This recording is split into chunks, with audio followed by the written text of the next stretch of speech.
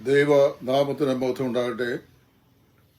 കർത്താവ് അനുവദിക്കുന്ന പക്ഷം തുടർന്നുള്ള ചില ദിവസങ്ങളിൽ എബ്രായലേഖനം 6-ാം അധ്യായത്തിന്റെ 3 മുതൽ 8 വരെയുള്ള വാക്യാംശങ്ങളുടെ ഒരു ആക്ഷരീകമായിരിക്കുന്ന വ്യാഖ്യാനം പറയുവാൻ ദൈവസന്നിധിയിൽ ആഗ്രഹിക്കുകയാണ്.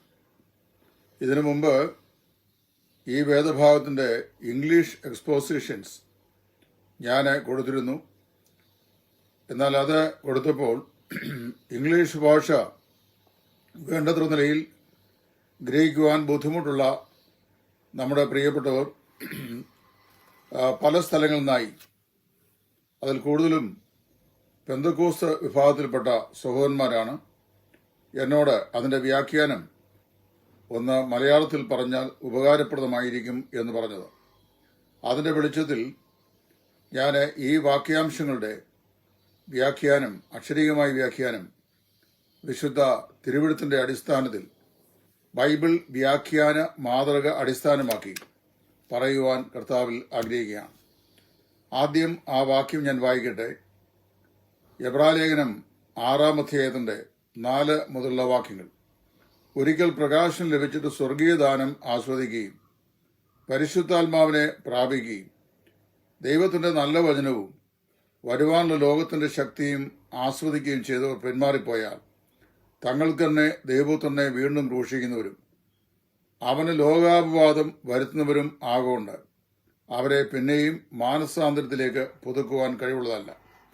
പലപ്പോഴും പെയ്ത മഴ കുടിച്ചിട്ട് ഭൂമി കൃഷി ചെയ്യുന്നവർക്ക് ഹിതമായ സസ്യാദികളെ വിളയിക്കുന്നു എങ്കിൽ ദൈവത്തിന്റെ അനുഗ്രഹം പ്രാപിക്കുന്നു.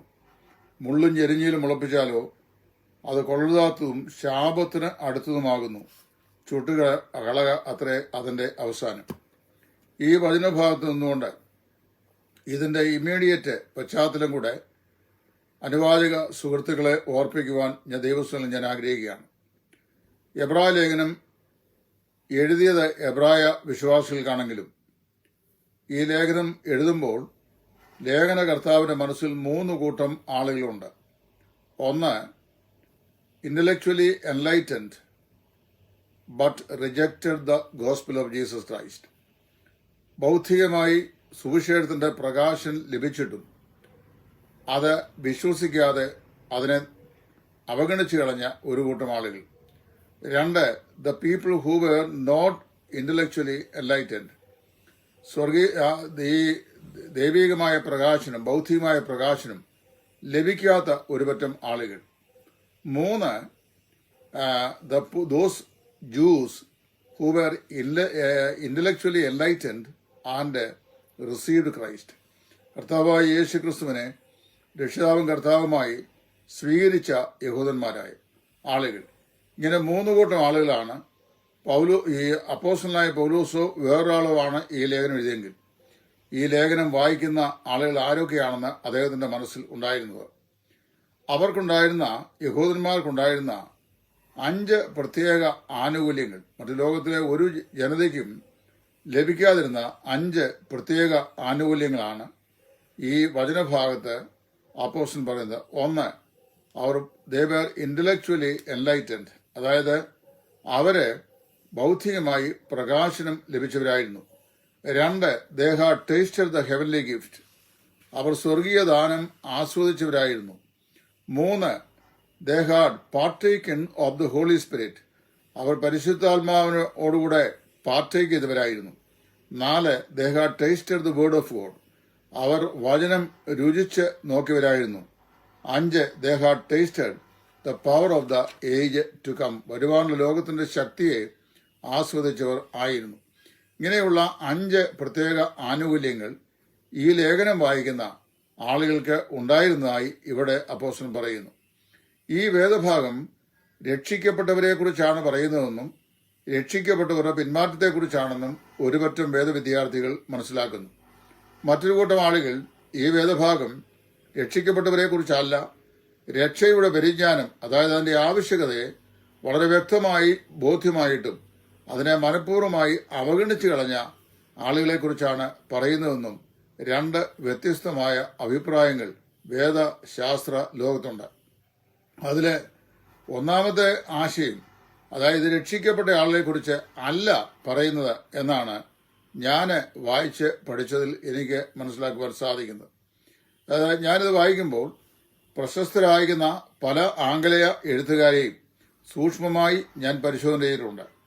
ജോൺ മക്കാർത്തർ ജൂനിയർ പോലെയുള്ള, ഡോക്ടർ ബിയേഴ്സ്ബിയെ പോലെയുള്ള പ്രശസ്തന്മാരായ വേദ പഠിതാക്കളുടെ രചനകളും അവരുടെ പ്രഭാഷണങ്ങളും സൂക്ഷ്മമായി ഞാൻ കേൾക്കുകയും ഈ തിരുവെഴുത്തിനോട് അതിനെ താരതമ്യം ചെയ്ത് നോക്കിയിട്ട് അതിൽ അൺക്വസ്റ്റനബിളി സ്വീകാര്യം എന്ന് തോന്നുന്നതുമായിട്ടുള്ള വ്യാഖ്യാനമാണ് ഇവിടെ പറയാൻ ഞാൻ ആഗ്രഹിക്കുന്നത്. ആദ്യമായി മനസ്സിലാക്കേണ്ട വിഷയം, ഈ വേദഭാഗത്ത് ആത്മരക്ഷയെ സംബന്ധിച്ച് യാതൊരു കാര്യവും പ്രസ്താവിച്ചിട്ടില്ല എന്നുള്ളതാണ്. പ്രത്യേകിച്ച് ആത്മരക്ഷയുടെ അടിസ്ഥാന ഘടകങ്ങളാകുന്ന നീതീകരണം, വിശുദ്ധീകരണം, വീണ്ടും ജനനം ഇത്യാദി കാര്യങ്ങളെക്കുറിച്ച് ഈ എബ്രായലേഖനം 6-ാം അധ്യായത്തിന്റെ 3 മുതൽ 8 വരെയുള്ള വാക്യങ്ങൾ ഒരു വാക്ക് പോലും പറഞ്ഞിട്ടില്ല. എന്നാൽ ഇവരെക്കുറിച്ച് പറയുന്നത് അവര് ഒരിക്കൽ പ്രകാശനം ലഭിച്ചവരായിരുന്നു, അവര് എന്നാണ് പറയുന്നത്. എന്നാൽ അവര് രക്ഷിക്കപ്പെട്ടവരായിരുന്നു എന്നോ വിശുദ്ധീകരിക്കപ്പെട്ടവരായിരുന്നു എന്നോ ദൈവനീതി പ്രാപിച്ചവരായിരുന്നു എന്നും ഇവിടെ പറഞ്ഞില്ല. ഇങ്ങനെയുള്ള യാതൊരു ന്യൂ ടെസ്റ്റ്മെന്റ് ടെർമിനോളജികളും ഈ ഭാഗത്ത് രക്ഷിക്കപ്പെട്ട ആളുകളെ കുറിച്ച് പറയുന്നത് ഇവിടെ പ്രസ്താവിച്ചിട്ടില്ലായികയാണ്. ഇവിടെ പറയപ്പെടുന്ന ആളുകൾ രക്ഷിക്കപ്പെട്ടവരല്ല എന്ന് നമുക്ക് വ്യക്തമായി മനസ്സിലാക്കുവാൻ സാധിക്കുന്നു. പിന്നെ ഇവിടെ പറയപ്പെട്ടിരിക്കുന്ന ഈ എൻലൈറ്റ്മെന്റ് അല്ലെങ്കിൽ പ്രകാശനം അതെന്താണെന്നുള്ളത് ഞാൻ പറയാം. Intellectual perception of spiritual truth അഥവാ ബിബ്ലിക്കൽ ട്രൂത്ത്, ബൗദ്ധിക മണ്ഡലത്തിൽ ദൈവികമായ ആത്മീയമായ കാര്യങ്ങളെക്കുറിച്ചുള്ള ഗ്രാഹ്യത, അതാണ് ഇവിടെ പറയപ്പെടുന്ന പ്രകാശനം എന്ന് പറയുന്നത്. അത് വളരെ വ്യക്തമായി സെപ്റ്റുജന്റ് ഗ്രീക്ക് ബൈബിളിൽ 70 പേർ ചേർന്ന് വിശുദ്ധ വേദപുസ്തകത്തിന്റെ ഗ്രീക്ക് പരിഭാഷ ചെയ്തതിനെയാണ് സെപ്റ്റുജന്റ് ഗ്രീക്ക് ട്രാൻസ്ലേഷൻ എന്ന് പറയുന്നത്. സെപ്റ്റുജന്റ് ഗ്രീക്ക് ട്രാൻസ്ലേഷനിൽ ഫോർട്ടിസോ എന്ന ഗ്രീക്ക് വാക്കാണ് പ്രകാശനം എന്നതിന് അവിടെ ഉപയോഗിച്ചിരിക്കുന്നത്. അവിടെ ഈ വാക്ക് നിരവധി പ്രാവശ്യം അത് പരിഭാഷപ്പെടുത്തിയിരിക്കുന്നത് to give light by knowledge or teaching, അധ്യയനത്തിലൂടെ അല്ലെങ്കിൽ അറിവിലൂടെ എന്ത് ചെയ്യുക, പ്രകാശം പകരുക എന്നാണ് എൻ്റെ അർത്ഥം. ഫോർട്ടീസോ എന്ന വാക്കിന് അധ്യാപനത്തിലൂടെ അല്ലെങ്കിൽ അറിവ് നൽകുന്നതിലൂടെ പ്രകാശനം പകരുക എന്നുള്ളതാണ്, പ്രകാശം പകരുക എന്നുള്ളതാണ്. അതിന് വാസ്തവത്തിൽ ഇവിടെ വളരെ മനസ്സിലാക്കുന്ന വിഷയം, മാനസികമായ മണ്ഡലത്തിലും ബൗദ്ധിക മണ്ഡലത്തിലും ഒരു വസ്തുതയെ സംബന്ധിച്ചുള്ള യഥാർത്ഥമായ യാഥാർത്ഥ്യം എന്താണെന്ന് മനസ്സിലാക്കി കൊടുക്കുന്ന അല്ലെങ്കിൽ മനസ്സിലാക്കുന്ന ഒരു പ്രത്യേക വിഷയതയാണ് ഇവിടെ ഫോർട്ടിസോ എന്ന വാക്കുകൊണ്ട് ഉദ്ദേശിക്കുന്നത്. അല്ലാതെ ഇവിടെ വാസ്തവത്തില് ക്രിസ്തുവിനെ അല്ലെങ്കിൽ അവിടുത്തെ സുവിശേഷത്തെ അവർ സ്വീകരിച്ചു, വിശ്വാസത്തിൽ അംഗീകരിച്ചു എന്ന് സ്ഥാപിക്കാൻ കഴിയുന്ന പദപ്രയോഗം അല്ല എന്നുള്ളത് പ്രത്യേകം എടുത്തു പറയട്ടെ. നമ്മുടെ കർത്താവായ യേശു ക്രിസ്തു ഗലീല ഭൂപ്രവിശ്യകളിൽ ശുശ്രൂഷ ചെയ്യുന്ന സമയത്ത് അവിടെ നമ്മൾ വായിക്കുന്നത് യെശയ്യാപ്രവാചകന്റെ പുസ്തകം 9-ാം അധ്യായത്തിന്റെ 1-2 വാക്യങ്ങളുടെ നിവർത്തി തന്റെ ശുശ്രൂഷ രംഗത്ത് സംഭവിച്ചായി കർത്താവ് അവിടെ പറയുന്നു. അതായത് ഇരുട്ടിലിരിക്കുന്ന ജനം വലിയൊരു വെളിച്ചം കണ്ടു എന്ന് പറയുന്നു. മത്തായി 4:14 ആ കാര്യം രേഖപ്പെടുത്തിയിട്ടുണ്ട്. നമ്മുടെ കർത്താവായ യേശു ക്രിസ്തു ഭൂമിയിലായിരുന്നപ്പോൾ അവനെ നേരിട്ട് കണ്ട ആളുകളെല്ലാവരും വലിയൊരു വെളിച്ചത്തെ നേരിട്ട് കണ്ടവരായിരുന്നു. മത്തായിയുടെ സുവിശേഷം 3-ാം അധ്യായത്തിൽ പറയുമ്പോൾ സെബുലൂൻ ദേശവും നഫ്താലി ദേശവും ജാതികളുടെ ഗലീലയും യോർദാൻ അക്കരെയുള്ള നാടും ഇങ്ങനെ ഇരുളിൽ നിന്ന് ജനം വലിയൊരു വെളിച്ചം കണ്ടു എന്ന് രേഖപ്പെടുത്തിയിരിക്കുന്നു.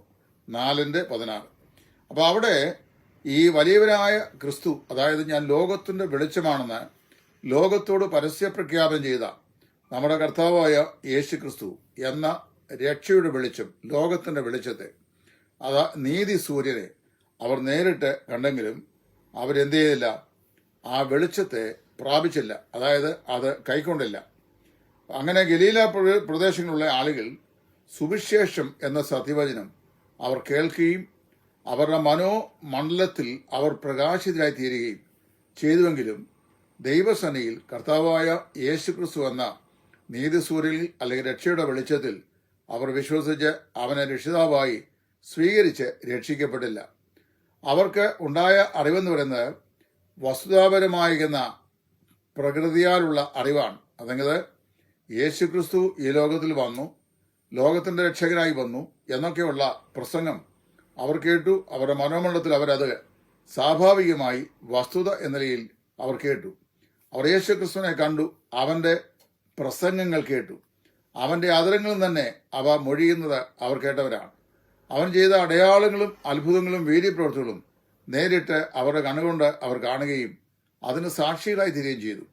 എന്നാൽ അവർക്ക് ആ നിലയിൽ ദൈവപുത്രനായ യേശുക്രിസ്തു എന്ന നീതിസൂര്യനെ രക്ഷിതാവും കർത്താവുമായി സ്വീകരിക്കുവാനുള്ള പ്രഥമമായിരിക്കുന്ന ആനുകൂല്യത ദൈവം നൽകിയിരുന്നു. അത് യഹൂദന്മാരായ അവർക്ക് രക്ഷ ആദ്യമേ പ്രസംഗിക്കുകയും അവരോട് പ്രസംഗിക്കുകയും അവർക്കത് കൈക്കൊള്ളുവാനുള്ള അവസരം ഉണ്ടാകുകയും ചെയ്തു.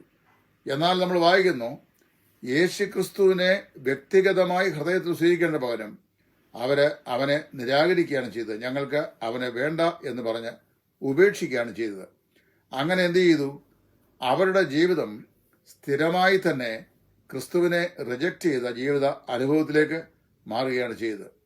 ഇതേ കാര്യമാണ് എബ്രായലേഖനം 6-ാം അധ്യായത്തിൻ്റെ 1 മുതൽ 8 വരെയുള്ള വാക്യങ്ങളും പറയുന്നത്.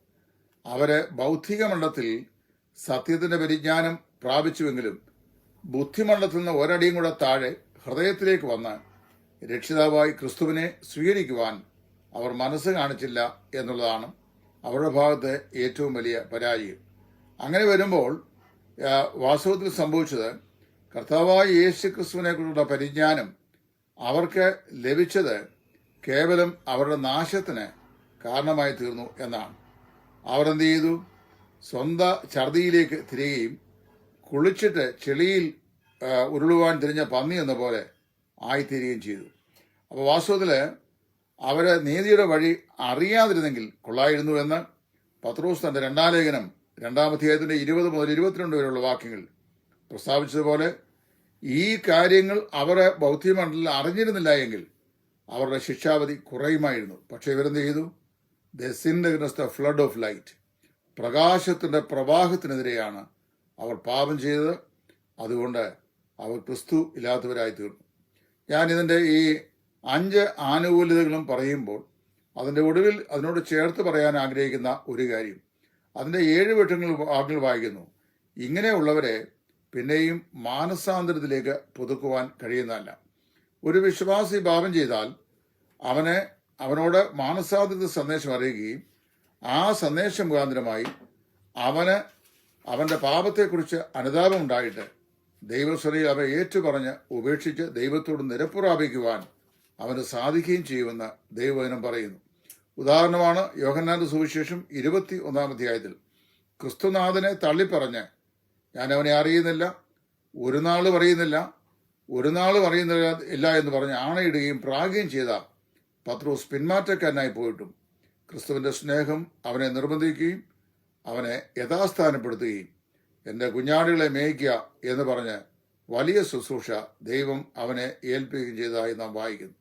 വേദപുസ്തകത്തിൽ ഉടനീളം ഒരു വിശ്വാസിയുടെ ജീവിതത്തിൽ പാപം സംഭവിച്ചാൽ, ഏത് പാപവുമാകട്ടെ, വാക്കാലോ പ്രവൃത്തിയാലോ നിരൂപണങ്ങളാലോ ഉള്ള ഏത് പാപം സംഭവിച്ചാലും താൻ ദൈവത്തോട് അത് ഏറ്റുപറഞ്ഞ് ഉപേക്ഷിച്ചാൽ, നിരപ്രാപിച്ചാൽ അവൻ്റെ പാപങ്ങളെ ദൈവം ക്ഷമിക്കുന്നു എന്നാണ് ദൈവത്തിൻ്റെ വചനത്തിൽ പറയുന്നത്. എന്നാൽ ഇവിടെ പറയപ്പെടുന്ന ബൗദ്ധിക മണ്ഡലത്തിൽ പ്രകാശം പ്രാപിച്ച ഈ കൂട്ടർ അവരെ മാനസാന്തരത്തിലേക്ക് പുതുക്കുവാൻ കഴിയുന്നതല്ല. എതിരികളെ ദഹിപ്പിക്കുന്ന ക്രോധാഗ്നി മാത്രമേ അവർക്കുള്ളൂ എന്ന് വ്യക്തമായി പരാമർശിക്കപ്പെട്ടിരിക്കുകയാൽ ഇവിടെ പറയപ്പെടുന്ന ഈ കൂട്ടർ സത്യത്തിൽ രക്ഷിക്കപ്പെട്ടവരല്ല, രക്ഷയുടെ വക്കിൽ വന്നിട്ട് പിന്മാറിപ്പോയവരാണ്. എന്ന് പറഞ്ഞു കഴിഞ്ഞാൽ ഒരു സ്റ്റെപ്പൂടെ അവരെ മുമ്പോട്ട് വെച്ചിരുന്നെങ്കിൽ അവർക്ക് രക്ഷപ്പെടാൻ സാധിക്കുമായിരുന്നു. ഞാൻ ഈ വചനഭാഗം പറയുമ്പോഴൊക്കെ 1970-കളിൽ ഫ്രാൻസ് കണ്ടുപിടിച്ച അത്യന്തം വേഗതയുള്ള ഒരു ജെറ്റ് പ്ലെയിനെ സംബന്ധിച്ച് അന്ന് വായിച്ച ഒരു വാർത്ത ഓർമ്മയിലുണ്ട്. ലോകത്തിലെ ഏറ്റവും അതിവേഗതയുള്ള ഒരു പ്ലെയിൻ അറ്റ്ലാന്റിക് ഓഷ്യൻ ഒറ്റ ഫ്യൂവലിങ്ങിൽ കുറവ് കടക്കുക എന്നുള്ള ലക്ഷ്യത്തിലാണ് അവർ ആ പ്ലെയിന് മാനുഫാക്ചർ ചെയ്തത്. അതിൽ 2 പൈലറ്റ്സ് ഉണ്ടായിരുന്നു.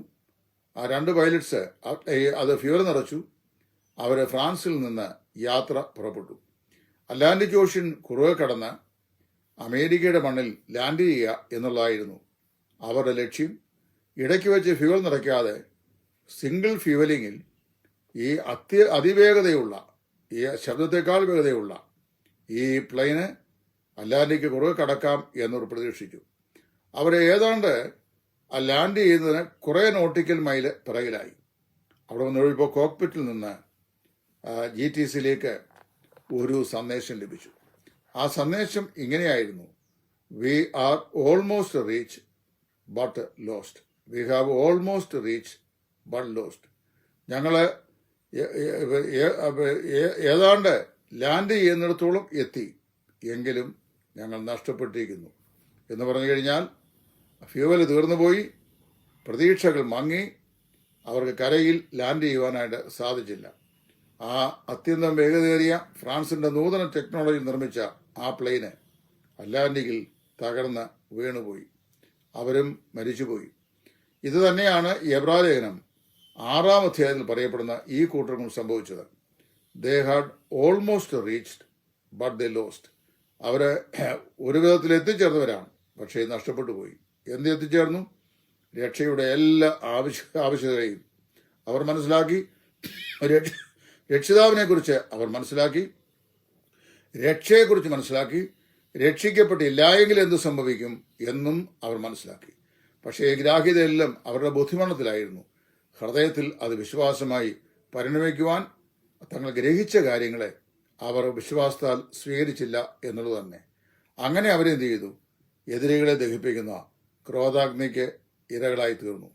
6-ാം അധ്യായത്തിലെ 3 മുതൽ 8 വരെയുള്ള ഈ വാക്യഭാഗത്ത് പറയപ്പെടുന്ന ഈ 5 ആനുകൂല്യങ്ങളും ദൈവം ആദ്യകാല യഹൂദന്മാർക്ക് പ്രത്യേകമായി നൽകിയ ആനുകൂല്യങ്ങളായിരുന്നെങ്കിലും ആ ആനുകൂല്യങ്ങളെ ഒന്നും തന്നെ അവരുടെ അവസരങ്ങളായി അവർ കൈകാര്യം ചെയ്യുകയോ ഉപയോഗിക്കുകയോ ചെയ്തില്ല. അങ്ങനെ അവർ നഷ്ടപ്പെട്ടവരായി തീർന്നു. തത്വത്തിൽ ഇവിടെ പറയപ്പെടുന്നത് വിശ്വാസത്യാഗം സംഭവിച്ച യഹൂദന്മാരെ കുറിച്ചാണ്. വിശ്വാസത്തിന്റെ നല്ല സ്വീകാര്യത്തെക്കുറിച്ചുള്ള വ്യക്തമായ ബോധ്യത ഉണ്ടായിട്ടും വിശ്വാസത്യാഗം സംഭവിച്ചവർ. Apostate. Who is an apostate? Apostate is a person who is intellectually enlightened of the spiritual truth but willfully or deliberately rejected it. വചനസത്യത്തെ ബൗദ്ധിക മണ്ഡലത്തിൽ വ്യക്തമായി ബോധ്യപ്പെട്ടിട്ടും അത് അംഗീകരിക്കാൻ മനസ്സിലാതെ പോയ, അവരെ നിരാകരിച്ചു കളഞ്ഞ ആളുകളെ കുറിച്ചാണ് ഈ അപ്പോസ്റ്റേറ്റുകൾ, അതായത് വിശ്വാസത്യാഗികൾ എന്ന് പറയുന്നത്. കർത്താവിന് ചോദിച്ചാൽ 2-ാം ഭാഗം നമുക്ക് അടുത്ത സമയം ചിന്തിക്കാം. ദൈവം നമ്മെ സഹായിക്കട്ടെ.